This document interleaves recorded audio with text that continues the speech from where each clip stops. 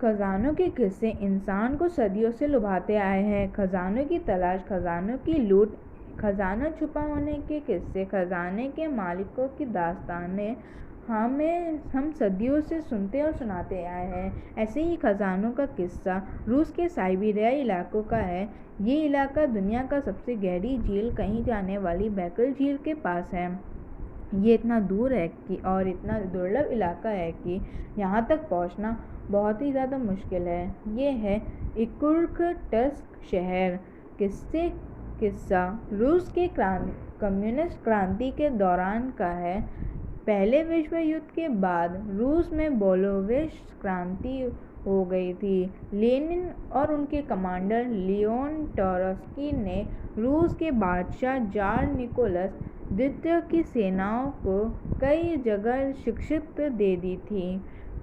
Lenin के commander खास तौर से रूस के पश्चिमी इलाकों में एक बड़े हिस्से पर वामपंथी क्रांतिकारियों का कब्जा हो गया था। इसी दौर में जार निकोलस द्वितीय के सलाहकारों ने उन्हें सलाह दी कि वे अपने खजानों को राजधानी सेंट पीटर्सबर्ग से पूर्व इलाकों में कहीं भेज दें, वरना वे क्रांतिकारियों के हाथ लग जाएगा।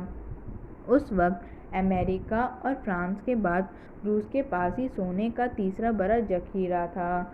निकोलस की समर्थक व्हाइट फोर्सेस ने करीब 500 टन सोना एक ट्रेन में लादकर सेंट पीटर्सबर्ग के पूर्व शहर कजान की तरफ रवाना कर दिया। इस बात की खबर लेनिन के कमांडर लियोन ट्रोत्स्की को लग गई थी। कजान शहर, ये खजाना जिसके भी हाथ में होता उसके लिए जीत की राह हमवार की हो जानी थी। इसलिए ट्रोत्स्की कजान तक पहुंचा। वहां पर ट्रोत्स्की की सेना ने जार समर्थक व्हाइट फोर्सेस को शिक्षित कर दिया। मगर जब वो कजान शहर के अंदर दाखिल हुए तो पता चला कि सोना तो वहां नहीं था, उसे और पूर्व की तरफ रवाना कर दिया गया था। ट्रोत्स्की ने दूसरी ट्रेन से सोना से लदी गाड़ी का पीछा करना शुरू कर दिया था। उस वक्त रूस में इतनी तरक्की नहीं की थी। ट्रेन हो या रेलवे लाइन बेहद बुनियादी स्तर के थे। ऐसे में ये लुका छिपी कई महीनों तक जारी रही। साइबेरियाई इलाकों में सोने से लदी ट्रेन को जार के नए कमांडर अलेक्जेंडर कोलचाक ने अपने कब्जे में ले लिया। खजाने वाले ट्रेन, उसने ट्रेन के और आगे रवाना कर दिया। अब इस ट्रेन की मंजिल साइबेरिया का इर्कुत्स्क शहर था। ये एक कारोबारी ठिकाना था जो बैकल झील के पास स्थित था। आज भी इर्कुत्स्क शहर ने कुछ ज़्यादा तरक्की नहीं की है। रात में यहाँ घुप अंधेरा होता है। बिजली, पानी जैसी बुनियादी चीज़ें भी यहाँ पे उपलब्ध नहीं है। हाँ, तो हम अभी खजाने वाले ट्रेन की बात कर रहे थे। खजाने वाली ट्रेन अब इर्कुत्स्क शहर पहुंची तो उसे वहां मौजूद चेक सैनिकों ने अपने कब्जे में ले लिया। ये चेक फौजी पहले विश्व युद्ध में रूस की तरफ से लड़े थे और जंग के दौरान ही रूस में क्रांति हो गई, जिस वजह से ये सैनिक वहीं फंस गए थे। इन सैनिकों को घर जाने की जल्दी थी।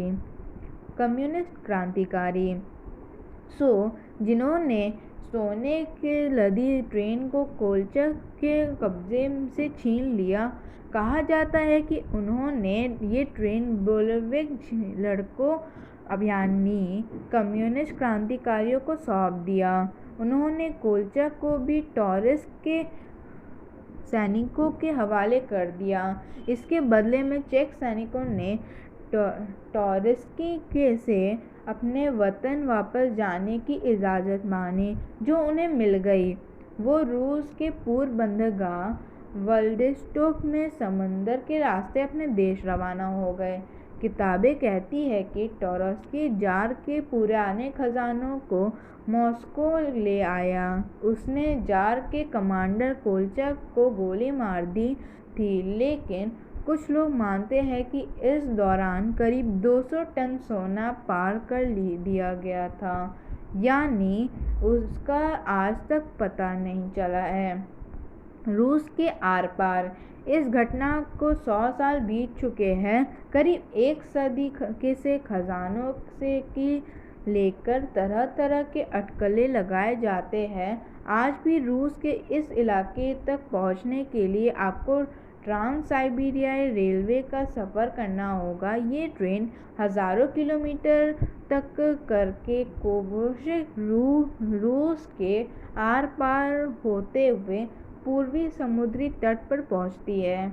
इतने लंबे सफ़र के बावजूद ट्रेन में एसी और ढंग के बाथरूम जैसी बुनियादी सुविधाएं नहीं हैं। बीबीसी संवाददाता लेन जेलविच रूस की ही रहने वाले हैं। उनका परिवार करीब 30 साल पहले रूस के अमेरिका के न्यूयॉर्क से जाकर बस गया था। उनका परिवार कजान के इलाकों में ही रहता है। ट्रांस साइबेरियाई रेलवे इसलिए बचपन में लीन कोलचक के खजानों के लापता होने का किस्सा सुनाती आई है। उन्होंने ट्रांस साइबेरियाई रेलवे से लंबा सफ़र तय करके पूर्व इलाकों में स्थित रूस के शहर इर्कुत्स्क पहुंचकर का फैसला किया ताकि वो इस खजानों के राज को समझ सके। और ट्रेन में उन्होंने कई लोगों को इस बारे में बात करते सुना। सबका मानना था कि खजानों के एक हिस्से का कोई पता नहीं था। तब लीन ने बातचीत में दखल देते हुए कहा कि मशहूर रूसी इतिहासकार सीर्जा वोल्बी ने तो अपनी किताब में भी लिखा है कि टॉरस्की ने कोलचक से पूरा सोना बरामद कर लिया था, लेकिन किसी ने भी लीन जोल्विच की इस बात का यकीन नहीं किया। खूबसूरती सब ने उन पर तंज किया कि अक्सर लोग किताब में लिखी बातों को ही सच मान लेते हैं, मगर वो सच हो ये ज़रूरी नहीं। कजान और साइबेरिया के तमाम इलाके आज भी बेहद पिछड़े हुए मालूम होते हैं। भयंकर रूप से सर्द और बर्फीला ये इलाका कुदरती खूबसूरती से तो लबरेज है, मगर तकनीकी तरक्की की रफ्तार बेहद सुस्त है। लेकिन फिर चाहे यहाँ चलने वाली रेलगाड़ी हो या फिर शहर की स्ट्रीट लाइट नहीं बदलते हैं। पिछले 100 साल से चला आ रहे कोलचक के खजानों के किस्से लीना ने बहुत से स्थानीय लोगों से बात की। किसी ने कहा कि उसे कहीं छुपा दिया गया तो किसी ने कहा कि खजाने का एक बड़ा हिस्सा स्थानीय लोगों ने लूट लिया था। कोयले वाले इंजन। कुछ लोग कहते हैं कि खजानों से लदे एक ट्रेन बैकाल झील में डूब गई थी, जिससे अब कभी निकाल नहीं जा सका। इसका अंदाज़ा लगाने के लिए लीना ने भी एक बहुत पुरानी कोयले वाले इंजन से चलने वाली ट्रेन से बैकाल झील के पास सफ़र किया। ये ट्रेन जैसे हिचकोले खाते हुए चलती है, उससे तो वाकई यही लग रहा था कि अगर खजाने से लदी हुई ट्रेन उस वक्त लुढ़कती होती तो सीधे झील में ही जा गिरी होती। इस वक्त की रेलगाड़ियों तो भी ज़्यादा होचकलें खाती चलती है। इस ट्रेन के ड्राइवर से बातचीत ने भी लीना को खजाने से जुड़े नए किस्से सुनने को मिले। 500 टन सोना। इन ड्राइवरों का मानना था कि चेक लड़ाकों ने पूरे 500 टन सोना टॉरस्की के हवाले नहीं कर दिया था। वे 200 टन सोना अपने साथ पानी के जहाज़ से अपने देश में ले जाने के लिए दूसरे ट्रेन में लाद कर चले गए, मगर ये ट्रेन अपनी मंजिल तक नहीं पहुँचे। इसी ट्रेन के बैकाल झील में गिर जाने के किस्से कुछ स्थानीय लोगों की ज़ुबान पर आज तक है। बैकाल झील के इर्द गिर्द चक्कर लगाने वाली ट्रेन आज भी इर्कुत्स्क में चलती है। इसमें कोयले से चलने वाले इंजन लगे होते हैं। इस रेलगाड़ी में सिर्फ 2 डिब्बे लगे होते हैं। झील की गहराई। इस रेलगाड़ी में सफ़र करके आपको ऐसा लगेगा जैसे कि आप 20वीं सदी के शुरुआती दौर में पहुंच गए हो।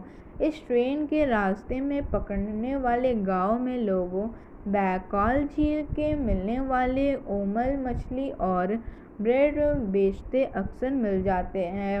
रास्ते में कई लोग बैकाल झील के बर्फीली पानी में डुबकी लगाते भी दिखते हैं। 2009 में बैकाल झील में गोताखोरों ने डुबकी लगाकर डूबी हुई ट्रेन की तलाशने की कोशिश की थी।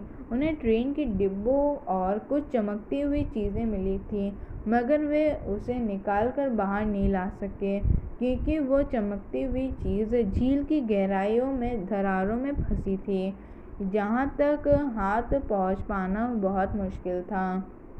जार का कमांडर। स्थानीय लोगों का कहना है कि बैकाल झील जो चीज़ एक बार अपने में समेट लेती है वो दोबारा नहीं देती। शायद इसीलिए स्थानीय लोगों को इस किस्से की तसल्ली मिलती है कि सोने से लदी ट्रेन झील में समा गई थी। पिछले 100 सालों में इकुटस बदला भी है और नहीं भी। कभी जार का कमांडर रहा। कोलचाक रूस का विलेन था। कम्युनिस्टों ने उसे गोली मार दी थी, मगर आज कोलचाक की एक विशाल मूर्ति इकुटस में बना दी गई है। उस पर लगी कांची और पट्टी उसे महान वीर बताती है। अगर आपको ये वीडियो पसंद आया तो वीडियो को लाइक करने के साथ साथ चैनल को सब्सक्राइब करके इस बेल आइकन को दबा दें। और आपको क्या लगता है कि ये खजाना फ्यूचर में कभी मिलेगा या नहीं, ये भी हमें कमेंट करके ज़रूर बताइएगा। तो फ्रेंड, हम मिलेंगे अगले वीडियो में, तब तक के लिए बाय।